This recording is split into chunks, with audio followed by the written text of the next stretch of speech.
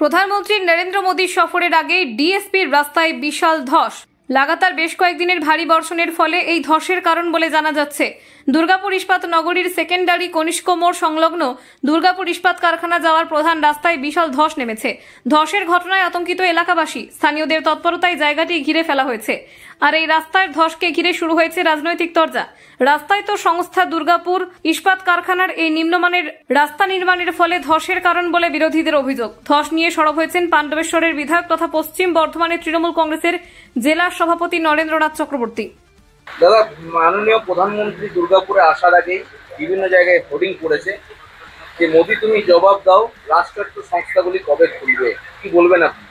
দেশের প্রধানমন্ত্রী আসবেন, দুর্গাপুরের মানুষ তাকে স্বাগত জানাবেন, আর দুর্গাপুরের মানুষ তাকে জানতে চাইবেন না যে বন্ধ কলকারখানা হয়ে আছে চারিদিকে, শ্রমিকরা কাঁদছে, শ্রমিকরা সুইসাইড করছে, আর প্রধানমন্ত্রী এসে গোল গোল কথা বলে দিয়ে চলে যাবেন?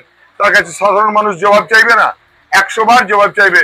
এবং মোদীকেও দুর্গাপুরে দাঁড়িয়ে জবাব দিয়ে যেতে হবে যে কবে রাষ্ট্রায়ত্ত কারখানাগুলোকে তিনি খুলবেন, কবে সার কারখানার আধুনিকরণ হবে, কবে ডিএসপি কে আরো এগিয়ে নিয়ে যাওয়া যাবে, কবে টাউনশিপের উন্নয়ন হবে, কবে টাউনশিপের জন্য টাকা বরাদ্দ করে যে রাস্তায় ধস নামছে সেই রাস্তার ধসের হাত থেকে মানুষ বাঁচবে, এগুলো তো জবাব দিতে হবে। শুধু জুমলাবাজি করলে তো হবে না। 7 মাস আগে পাণ্ডবেশ্বর চালু হয়ে গেছে, 9 মাস আগে জামুড়িয়া চালু হয়ে গেছে, সে পুরনো ওভারব্রিজ এখন ওপেন। এ কি?